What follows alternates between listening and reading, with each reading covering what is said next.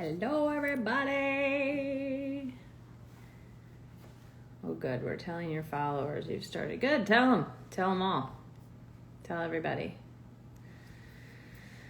What's happening? Oh, just burst in. Boom. We know the drill. I'm going to faff about here for a minute, let everybody in, and then obviously try to figure out how to get our guest in here, the amazing Cathy Park Hong. Probably gonna have to request her because I don't know how to do it otherwise. How's everybody doing? Drop some haze in there. Is that my little nephew in here? Oh, hey girl, what's happening, Austin? Boom, boom, boom. Hope everybody's having a good. What day is it? Friday. Woof.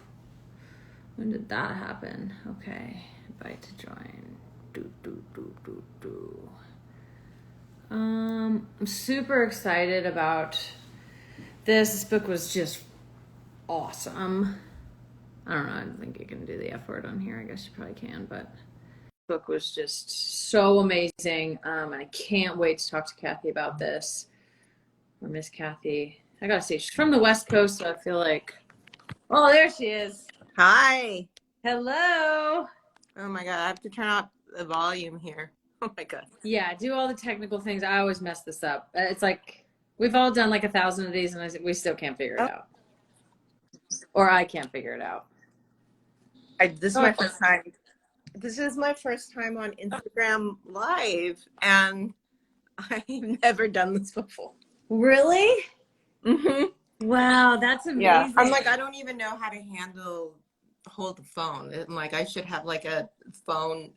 You don't have an elaborate phone stand? No, I don't have a phone stand. So or I guess behind the it's going to be a little bit shaky, but I'm a big fangirl. I'm really excited. Thank you so much for inviting me.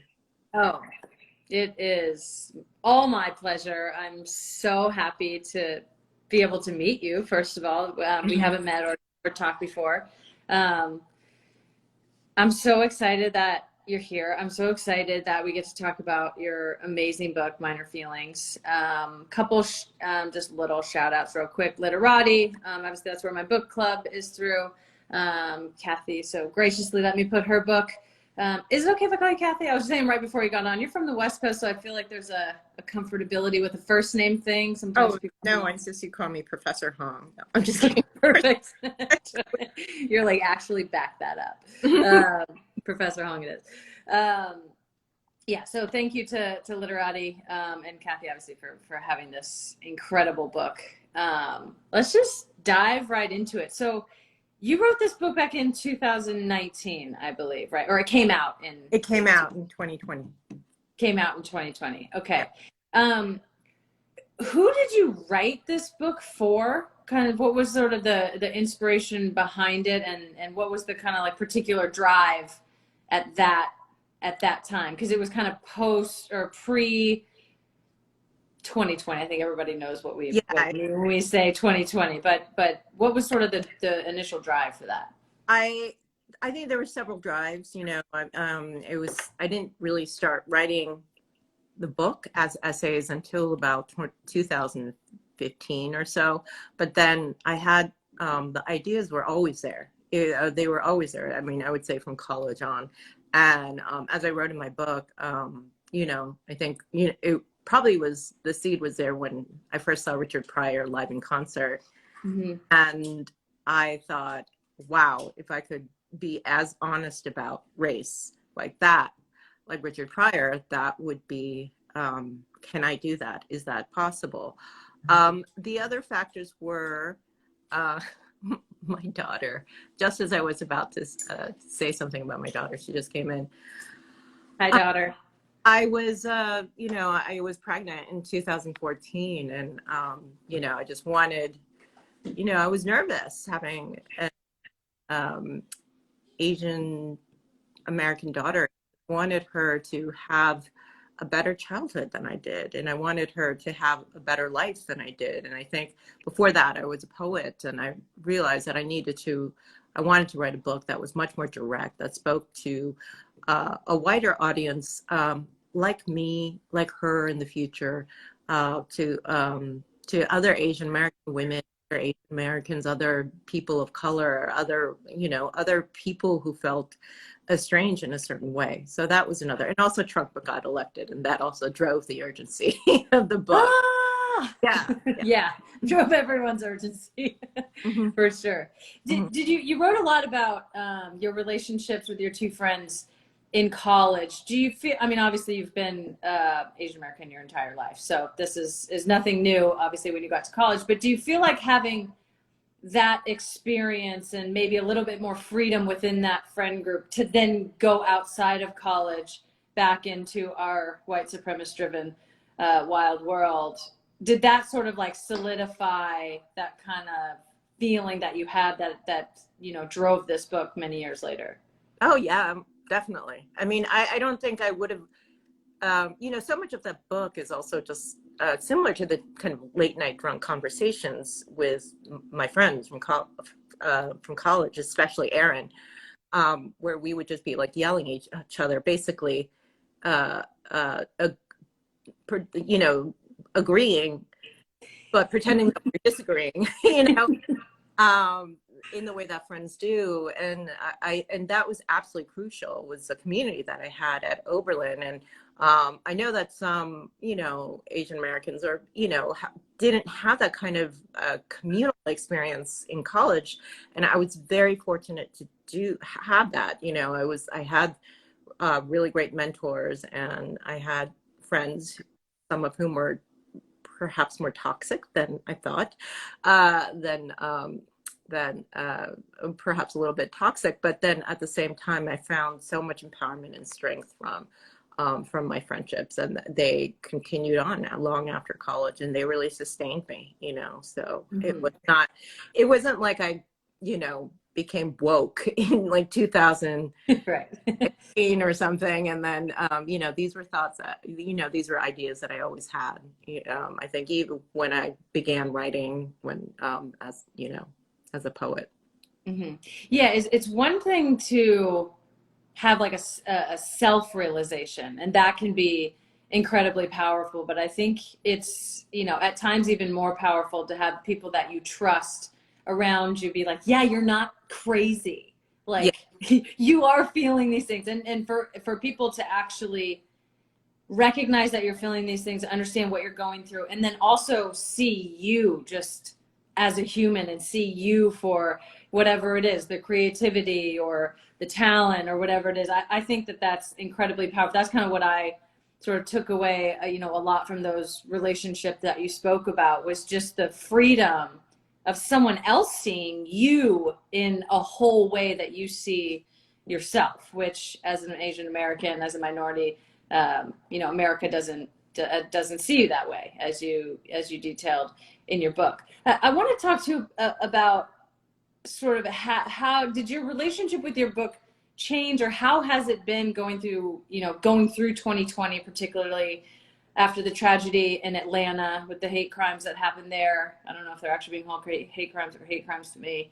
Um, and your book becoming this just absolute necessary reading, and you sort of being thrust into this spotlight kind of a role. hmm um it's been a very humbling and surprising experience, because I've said this multiple times in other interviews. I just assumed that no one was going to read the book except my closest friends and family, and to see it sort of gather steam was really surprising. Now, I think it's a little bit, that success was also a little bit bittersweet, in that it was also, I realized that it was also tied to these tragedies, like the Atlanta massacre. When the Atlanta massacre happened, it was around that time that my book became a bestseller. And I admit that I felt a little bit uncomfortable about that. That being said, it was really, the humbling part is just having these conversations with so many, not just Asian Americans, but other white other white folks who really wanted to have these difficult conversations about race, and you know, not just to understand, and also to kind of collaborate in what we can do. So that was great, you know. Mhm. I coming back to the book, I think, you know, I already feel like the book is outdated. You know, I just think that the conversation is just accelerated, and you know, I could write like two more. I don't know. I'm sure I could update the book and write several more chapters and so forth, which I definitely plan on not doing. But I just think, but I'm also just really happy that there are other people who are continuing on that conversation, poets, fiction writers, nonfiction writers, who are just really complicated and pushing the conversation. Mhm. Well, we absolutely support you writing more, not Mhm. chapters, but books Mhm. that, that go on to the next ones where I'm sure everyone in this chat will snap those I up. love how you have so many amazing friends. I mean, fans from like Ecuador and There's a big soccer contingent in here, I'm sure.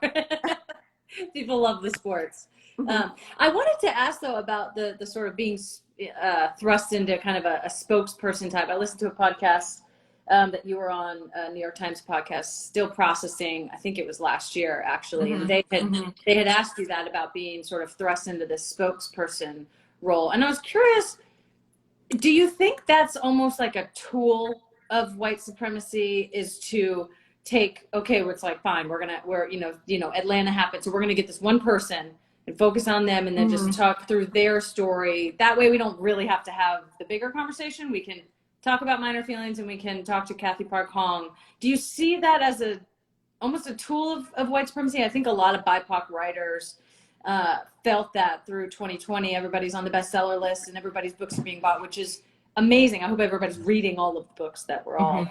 buying and implementing them. But how, I mean, you mentioned a little bit, you said it's a little bit uncomfortable, but do you think there's something sort of deeper there happening, just white people's Yeah. reaction to something? They're like, Mhm. well, let me be a good girl and get this book by Cathy Park Hong. Yeah, I mean, it's I think to rely on the spokesperson to you know, to talk to the New York Times or NBC or CNN or whatever is just it's what media does, right? Because they don't really want to do the work. You know, they're like, okay, Mm-hmm. let's, you know, after you know, during the height of this media attention to anti-Asian hate, you know, they need to fit that 15-minute segment on CNN. Who can we find? Oh, let's go to this person. She's been on a lot of, you know, she's been in a lot of podcasts and what have you. It's just like you're filling in content, and that's really what it sort of feels like, you know. And there's just no way one can be a spokesperson for an ethnicity that has, I mean, not an ethnicity, a racial group that has over 40 ethnicities, you know, not to mention class, gender, sexuality, and all of that. Understandably, I, as well as so many other BIPOC people, will bristle at that spokesperson. Mm-hmm. And spokesperson, and it is a framing device of white supremacy. I can't even say that word. White supremacy. Yeah. Yeah, it's Mhm. like let's bring you in to explain to white people why their white supremacy is bad, so they can not listen to you and then gaslight you anyways. Yeah, but I mean, I think it's great. Like, I love that there have been all of these book clubs happening, you know, anti-racist book clubs and so forth. And I have, you know, it does seem like the temperature has gone down in terms of this interest in anti-racism, or this sort of media interest in sort of mass incarceration, police brutality, anti-Asian hate, and so forth. And that is also symptomatic of how race is treated in this country. You know, as I wrote in my book, is that it's considered, unless it's a scandal, people don't pay attention to it, and they don't like really pay attention to real kind of economic structural problems that's happening there. So, you know, I think when you have these book clubs, you know, it's so important. It's so important to listen. It's so important to read. But I think it's also important to acknowledge that reading these books shouldn't just be about self-enlightenment. self-education. And, you know, it's not about just patting yourself on the back and be like, okay, I feel better. You know, it's just, it's also important to kind of think about what you can do as a citizen from after reading these books. Mm-hmm. Yeah. Yeah, speaking of the book clubs, we had so many good questions. I'm gonna get into a few of them Hmm. from the book club members. A lot of them just, you know, honestly, just quoting and just the just so many poignant things that you Hmm. said. This is from Takia Hargrave at Takia Hargrave. My favorite quote of this book, page 201. I'd rather be indebted than be the kind of white man who thinks the world owes him, because to live an unethical life is to be held accountable to history. Our Hmm. country's racist past is always told in a way to be forgotten. But when it's such a huge part of our current identity and the current inequalities, how do we forget? I Hmm. thought that was just, it's like we forget because that's the whole point of everything. That's the way everything Hmm.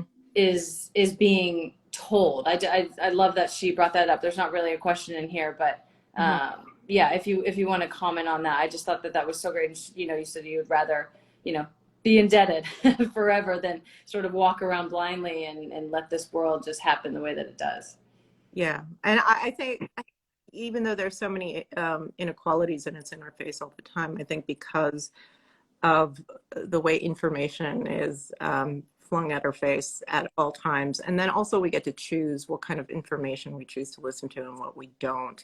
It's easy to ignore. It's easy to kind of put on blinders and forget. There's so many Americans, and not just rich white Americans, but um, you know, Americans in my community, so forth, who just can shut it all out, even if their Mhm. lives that are being affected. But it's I would rather be indebted. I would rather, instead of living a life that is unfettered, because I think it's really important that if we're having this American reckoning, it's also now it's up to us to do the hard work, you know, which is, well, I'm not going to go into a laundry list of like wealth distribution and all different kinds of reparations, but it's All just, the things. yeah, all those things. Hmm. Yeah. Hmm. Another one from Denise Felix. Hmm. Child's words are still hauntingly true even today. Arrest the machine that purports to employ democracy rather than causes the successive refraction of her. The most damaging legacy of the West has been its power to decide who our enemies are, turning us not only against our own people, like North and South Korea, but turning me against myself. I just go back to who I was at this time as a child, oblivious to what was actually going on in the world. I feel shame. How do we heal and move forward? It's always the the $1 trillion question. How do we? I think of this little too. Hmm. How do we move forward? And I think we should put the most marginalized people in charge of that.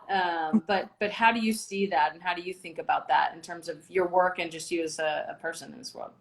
I want to, well, I could answer that, but I would also love to hear your answer too, your answer as well, because I'm sure you get asked this question a lot as well because of all the activist work you've done. Um, I think by first of all acknowledging the pain is very important. Acknowledging, you know, that shame that you felt, that you've grown up with, and then to understand that this is not you, it's not your own sort of pathology, but it is a pain that's structural. And I think kind of understanding that first of all is really important. And then I would say, you know, going back to our conversation about friendships, you know, finding those friends where you feel the most you know, where you feel comfortable, where you don't feel like you have to be someone that you're not, doing that. And then,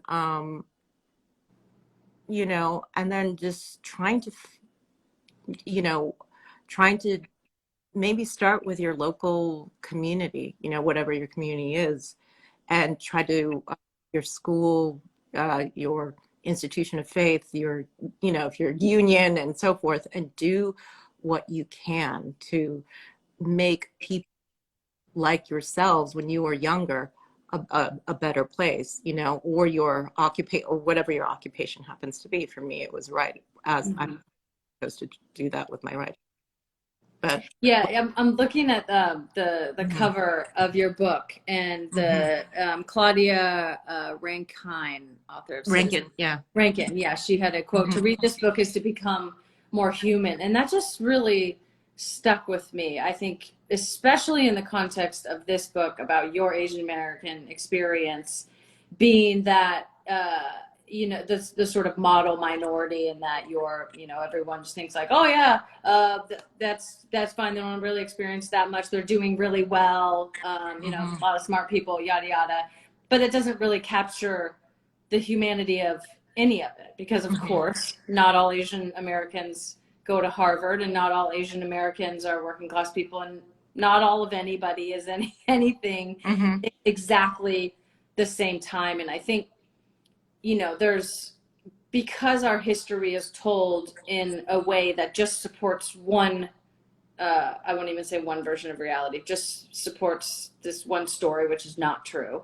mhm, All of our institutions and school and learnings, and mhm, we're starting to see more diversity in books and publishing and TV and all of that. But historically, outside of the last few years, even just the last 10 years, we really have seen kind of the same thing. And so I think, to the question of how do we heal from this and how do we move forward, it is in a huge part seeing individual people for their individual humanity, and mhm, seeing them as whole, seeing mhm. them as more than just a group of people. No one likes to be grouped in with millions of other people. That's just like Mhm, ridiculous to think. Like, look at mhm, me. Do I look like a million other people? Like, no, of mhm. course not. I don't think like a million other people. I don't feel like that. And I think just starting there, I think, particularly for white people, I really do feel like it's on us. And I think we need Mhm. to defer to leadership, of people who are marginalized and traditionally cut out of all these stories, to not just lead but to fill in the story, because we have such a Mhm. small understanding and just a narrow view of even what the history of America is, which is Mhm. like, if you really think about it, it's pretty gross in a lot of ways. It's pretty violent and destructive, and it's really hateful in so many ways. So how can we fill this out that actually brings us all to a more similar Mhm. place, and Mhm. a more place of understanding, where we actually can get Mhm. to our collective humanity, but Mhm. seeing people as individuals, and not just this sort of Yeah. blanket of what makes it easier for us to go about our lives. And I think that's great. I think it's so important to see people as people. And this is a very critical time, because we're seeing this breaking point where the national consciousness is changing from that of a white consciousness to something, maybe a consciousness that's shared by uh, uh, you know, Black, Indigenous, immigrants of color, formerly colonized, and so forth. And then there are people who want to hoard that power and hoard that wealth. And so I think we're kind of, and that's going to breed a kind of ugliness.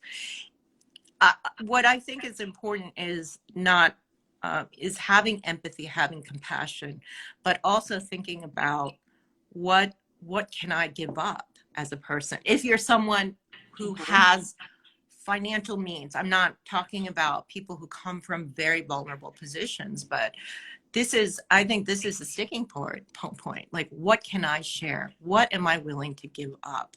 And those are that's a question I don't think a lot of Americans really think about. Like, for instance, in my neighborhood, Gowanus, it's just been rezoned for low income rentals. And it took years and years, because there were people who are liberals, who are Democrats, who probably read Ibram Kendi, How to Be an Anti-Racist, who didn't want to do that because they didn't want their property value lowered.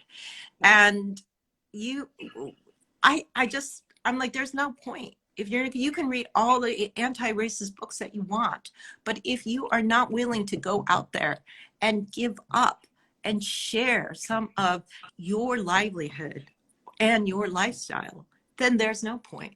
There's no Hmm. point, you know. Hmm.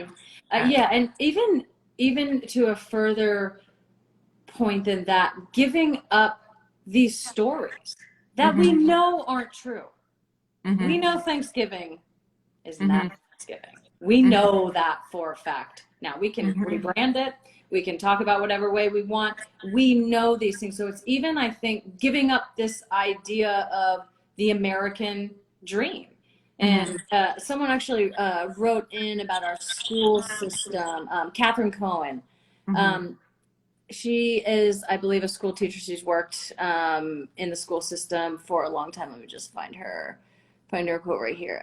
Minor feelings occur when, sorry, this is Naomi Alora.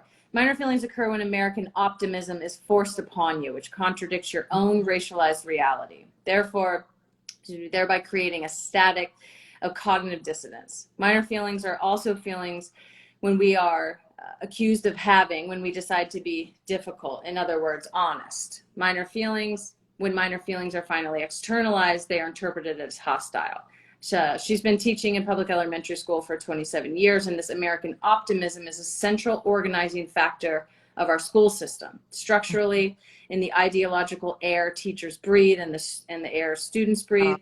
For yeah, every time a teacher or a student says context matters, there's a backlash of angry and aggressive optimists, we can put other words in there, who want everyone to focus on unity and cooperation, hard work, and always, always the model success story who mhm, has beat the odds. And I yeah, think that to me was just so poignant how she put that, because these are all just coded, coded languages and coded words, but the American optimism of just work hard. And it's like, we know this isn't true. We know this isn't how it works. I mean, I think even for, the least marginalized group, we just like know that that's not true. For white people, that's not true. For people of color, that's not true.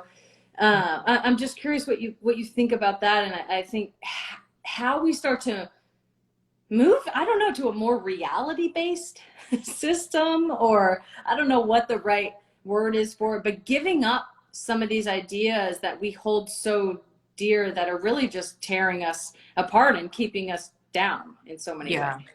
I mean, this like orthodoxy of optimism has been just baked into our school curriculum, right? And it's a way to make us feel better, but in fact, in actuality, it makes us feel worse. And also, sure, there definitely, I could say that I am, or my father and me, like we have my family, we've lived the American dream, but I also acknowledge that I am an exception, and that, if you just look at the statistics and you look at like the wealth discrepancy and, the skyrocketing salaries of billionaires, the skyrocketing salaries of CEOs, and then to see how minimum wage has just remained stagnant. Just looking at the numbers just completely skewers this idea of optimism and this idea of meritocracy. I think that question that that school teacher said is just really, really insightful and so poignant. It reminds me of reading. I wrote about this in Minor Feelings, but in it, and there was another statistic where. These are 11-year-old Black and brown students who, there was a study done where they said that this idea that you could just pull yourself up by the bootstrap and that if you work hard enough, you'll do better was actually psychologically worse for students of color because they thought it was their fault that they're not doing better, rather than understanding that it has to do with the fact that they're coming from poverty, or they're not going to they don't their schools don't have any kind of resources and so forth. Whereas if they understand the context, then I think that could actually be really quite empowering. And I think I'd be curious about what this teacher thinks, but it seems like a lot of schools are trying to change that, and there are also a lot of schools in certain states that are really resisting that change as well. Yeah, I mean, obviously critical race theory comes Yeah. to mind immediately, Yeah. and just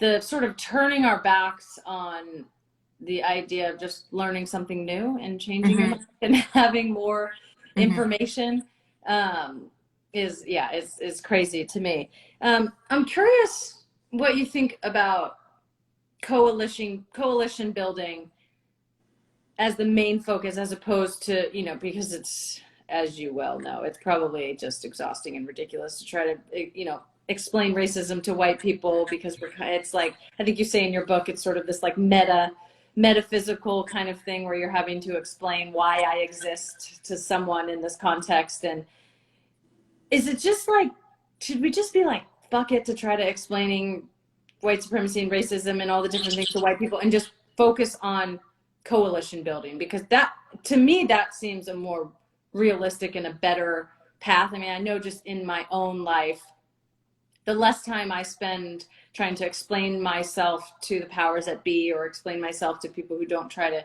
get it, the more exhausted and frustrated and furious I become, and just work on coming together with other people who are experiencing the same things. Or is the power structure too big for that right now? Or I'm just curious your thoughts on that as a main focus, instead of, you know, working almost from within.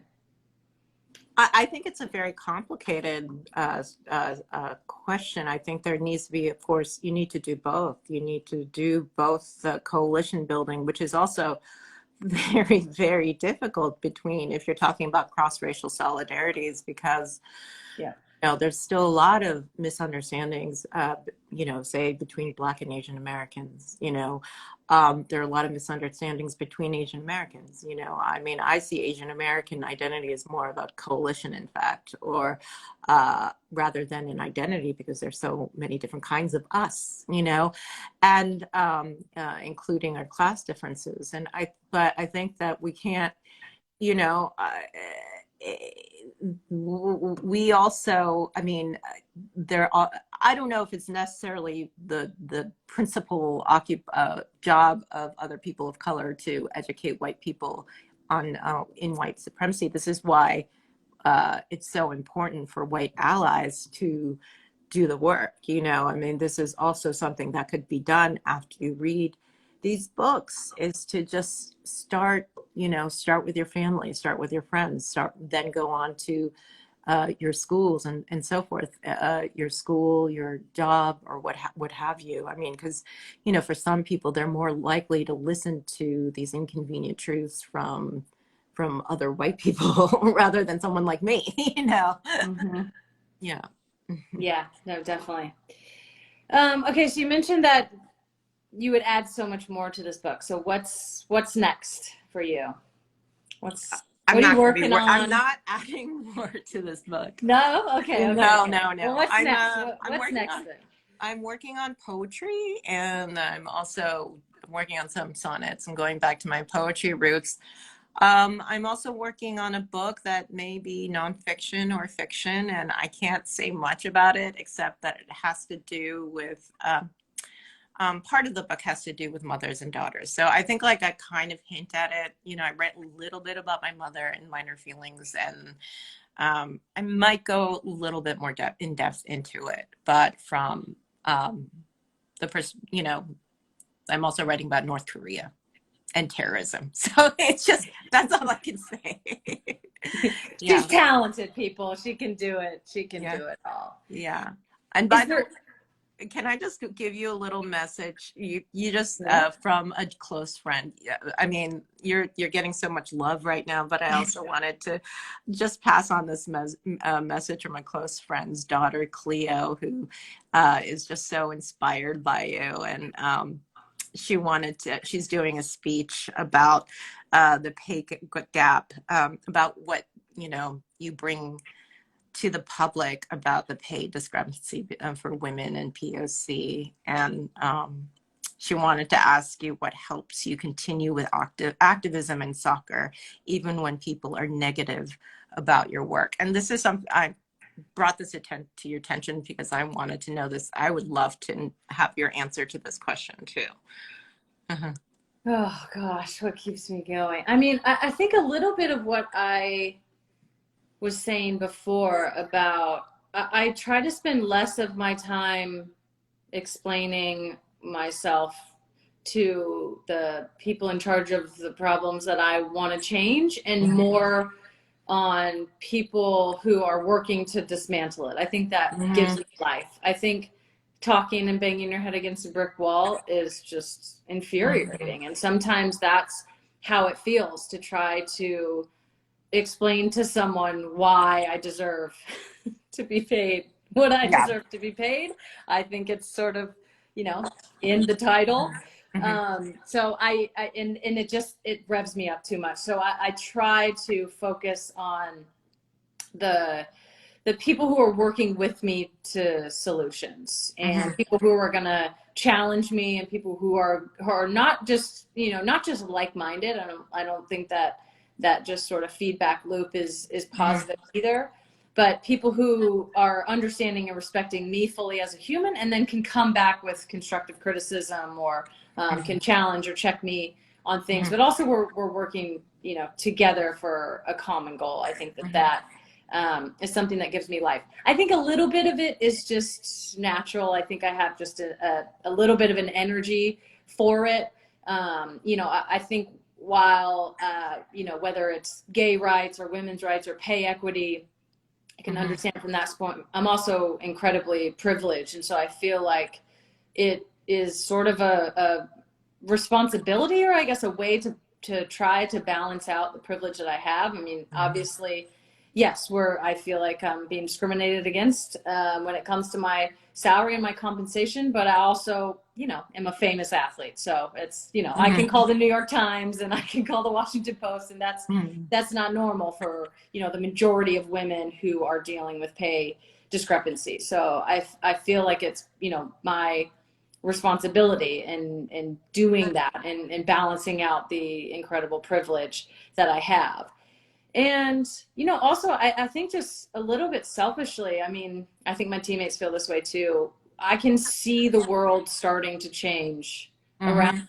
Mhm. And while it is furious that it takes 100% 365 pedal to the metal all the time to do it, and the second you let off the pedal, it's not that the sort of status quo is on the pedal. It's just like the status quo is the car, it's the road, it's the Yeah. air that we breathe. And Mhm. so any kind of let up, I think, just allows for things to continue as they are. And with that said, obviously we all have to be doing this together, because rest is important, and we need to, not Mhm. just burn ourselves out. But I think we can, see the change that's happening in the world. And the more we speak up, the more we find commonalities with each other, the more we realize, that we're all kind of just, trying to do the same thing. We're just trying to live and be seen, and live a full life that we get to explore all the different parts of ourselves. Mhm. And I know that's really important to me. I love to express myself and be free, and, try to do whatever I want, pretty much within relative context. Um, but I think with that, I have to give other people that respect too. And Mhm. I think it sort of goes both ways. So that's kind of long answer to to a short question. But it's also just kind of like, what are we doing on this world? I personally am not religious, and I don't believe in an afterlife or anything like that. So I'm like, I have this amount of time, and it's really not very long, and I just try Mhm. to make the most of it, and um, you know bring as many people along with all of us as we can. And I think just turning a blind eye to what is so obvious for a long time, but as the days continue to tick, becomes more and more and more and more obvious to all of us, the inequalities that we face in this world. It seems ridiculous to do nothing, I guess. Mhm. You got to do something, Yeah. and like you said, sometimes it's just a conversation with your community, or sometimes that's a Mhm. conversation with your parents, or a family member, or a friend, or you're canvassing for voting, or it's there's a lot of different ways I think you can show up Mhm. for equality and show up for other people in the world. Not everybody has the talent that you have to write this book. Not everybody plays soccer and has this platform to reach people on this level, but everybody kind of has the ability to do something. And I do think it's all of our responsibilities to do that. Yes. That's awesome. Yeah. Yeah. So either they're watching in here, or you can report back to them. One last question. I don't know if this is there anything you would change about your book if you were to write it now? Is there anything you'd want to know? Or... Yeah, I think I would have, I don't think I would really change anything. No, I think I would have added rather than changed. I think I would have probably gone deeper into maybe, for instance, Black Asian relations. You know, I would have probably expanded more on uh, in 92 and the LA riots, because I'm seeing actually a lot of parallels between 92 and what everything that's been happening in 2020.